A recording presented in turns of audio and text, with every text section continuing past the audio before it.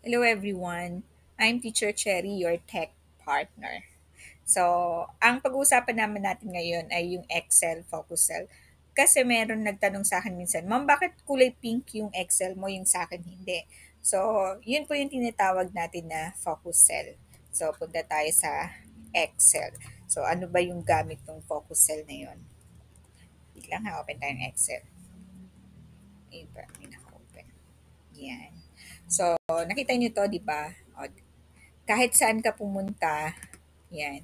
So, pag pumunta ka dyan, yan yung magpipin. So, para alam mo kung nasaan na yung cell mo. Para hindi ka naliligaw dun sa cell mo. So, alam mo kung anong column ka and anong row ka. So, saan ba nakikita yan? So, punta ka lang sa ribbon mo, punta ka sa view, then punta ka sa focus cell, click mo lang si focus cell mo, magkakaroon ka na ng kulay pink na to. So, lalo na kapag marami kang data, hindi hindi ka maliligaw kung asan na yung katapat mo. Halimbawa, nandito ka sa dulo, asan na yung katapat nun. Di ba minsan kasi nakakalito kapag wala siyang mga lines or wala yung, tingnan mo, halimbawa wala yung kulay niya.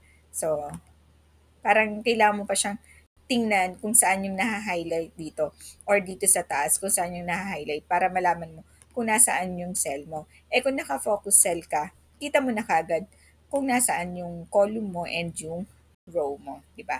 So, yan po yung gamit ng focus cell. So, sana natuwa kayo sa topic ko, focus cell. Thank you.